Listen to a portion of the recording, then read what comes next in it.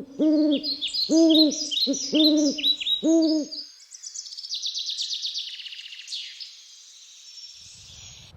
everybody, welcome back to We Be Kids. Today we're going to be making journey sticks. Now journey sticks are sticks that were used in the past as maps. We're lucky we have maps now to help us get around. But in the past people didn't have those, so they would collect sticks, and when they were on adventures they would add things to their sticks to remind them of where to go next time.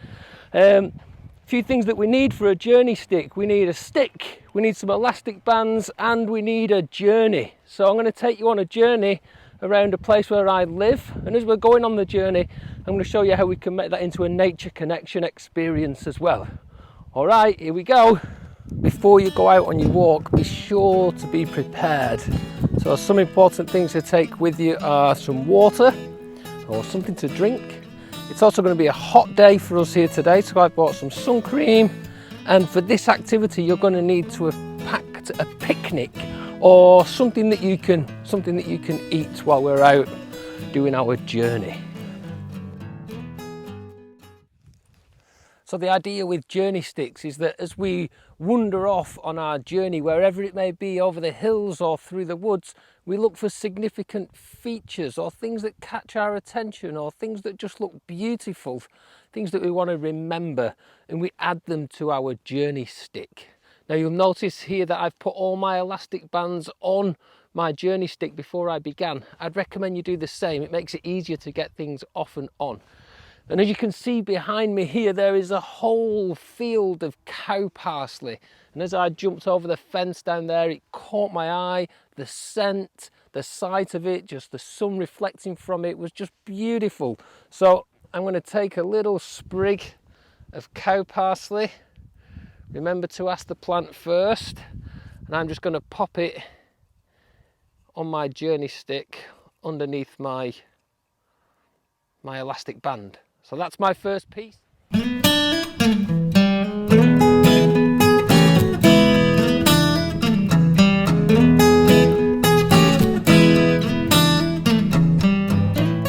next point of interest on my journey was this little patch of beautiful yellow flowers. Now these look like dandelions, but they're actually called autumn hawkbit, and these are going to add some beautiful colour to your journey stick. Like so. And it's at this patch of hawkbit that we're going to do our first nature connection activity. Now, just going out for a walk in nature is great for your well-being. Getting contact with nature is really, really important.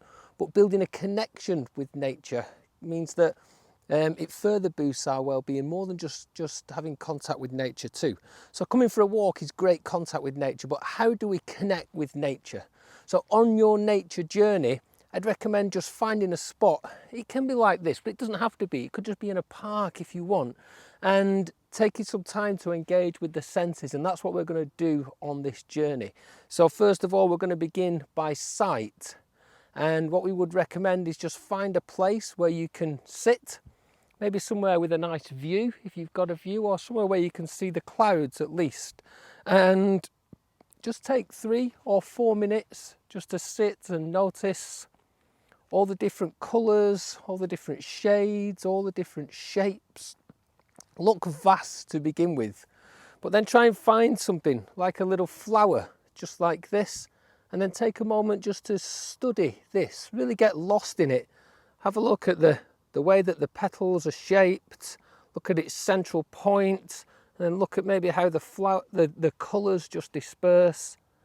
And just take 2 or 3 minutes, take some deep breaths, really try and connect on a micro level and on a macro level too. And as you're journeying from place to place, if it's safe, try and find a way to connect physically with the earth as well. So next on our journey is time to engage with our sense of taste, which means it's picnic time. So I brought an apple and some nuts and some raisins and some water. Now, picnic time is like sharing a meal together as a family, so you could take that chance just to chat about what you've enjoyed on your walk so far. It's a lovely little way to engage with some reflective practice. What have we enjoyed? What have we seen? And then what are we looking forward to after our picnic? Enjoy your food.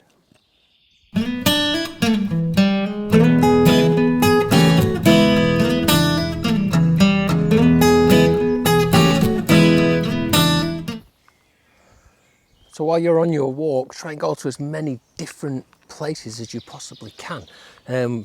We have a forest on one of our walks. This here, it's a spruce forest. And for this next section of my journey, we're going to engage our sense of smell. And forests are full of all different types of scents.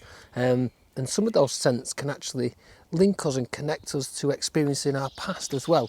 Whenever I come in here, especially on a warm day, I can really get that smell of pine, and it reminds me of the time that when I used to live in America, and it brings all those kinds of memories back as well. Also, there are some great finds when we come into forests as well. This is a spruce, Norwegian spruce forest, and these are spruce tips. It was really windy here last week and a lot of these tips have come down. And I've also found a lot of feathers as well. These are feathers from wood pigeons. So I'm going to add those to my journey stick, and I'm going to take 5 minutes just to sit here, breathe in the air and try and identify different scents as they come up for me.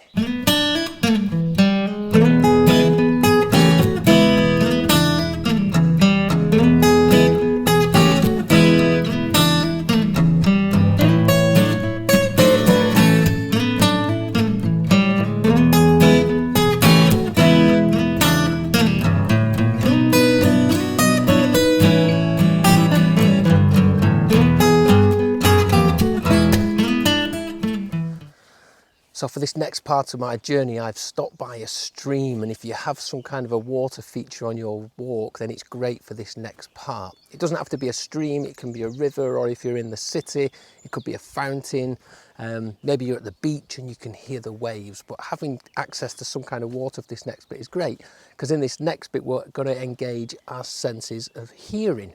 And when we come by water, there are so many sounds because water attracts life. At the moment I can hear the bubbling brook behind me.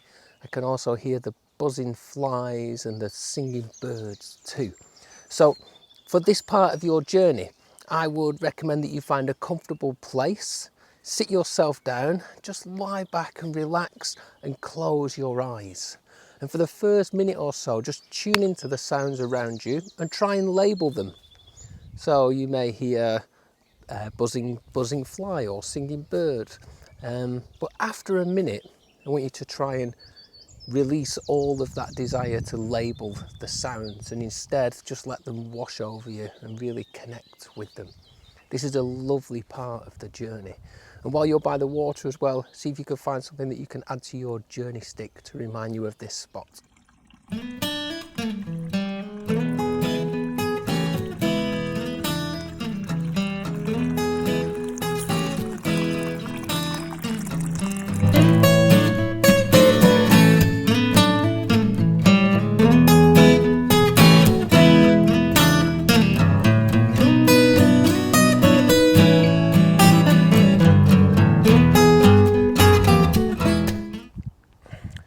Hey, so we're coming towards the end of our journey today, and the last sense that we're going to engage with on our nature connection journey is our sense of touch. And as we came into this field here, we picked up a few things. We picked up some sheep's wool and some grass as well. So for this one, you want to just look around and see what you can find, see some things that you can pick up, and maybe find things with different textures. This is very soft, where this is quite dry and prickly. And just like on the other activities, we're going to connect firstly on a micro level. So just rubbing these things between your fingers, getting a sense of how they feel, how each one is different, and then try them on different parts of your body as well. See how different ones feel differently on different parts of your body. And maybe do that for 2 or 3 minutes. And then once you've done that on a micro level, we're then going to do on a macro level. And this is one of my favourite things to do in terms of connecting with nature and connecting with the earth. And that's taking off our shoes and going for a barefoot walk. So choose the place that you walk sensibly. Make sure that it's clear of any litter or any debris. I've chosen a nice grassy path that goes through a field. yeah, and enjoy. Go for a walk in bare feet.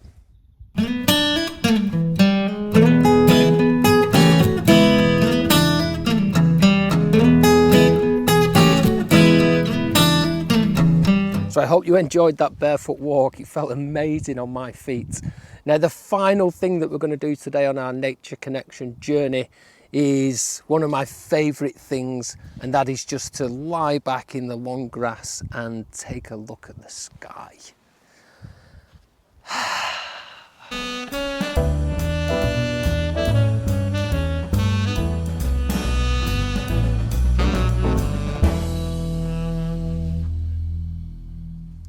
All right, so to bring our nature connection journey to an end, I'm just going to take a look at our journey sticks. Mine is here.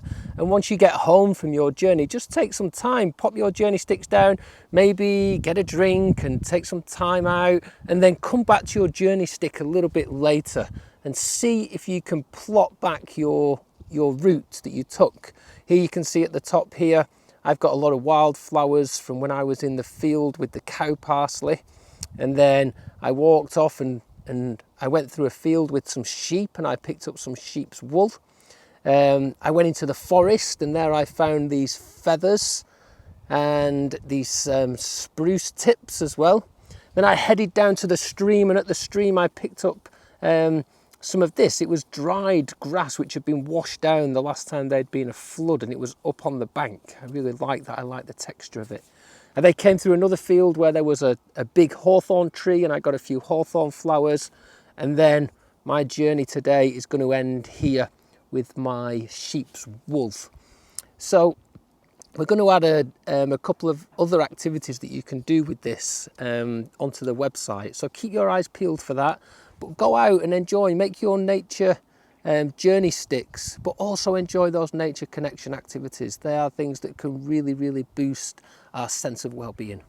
So I hope you've enjoyed today's activity, and we'll see you again at We Be Kids next time. Thanks for stopping by.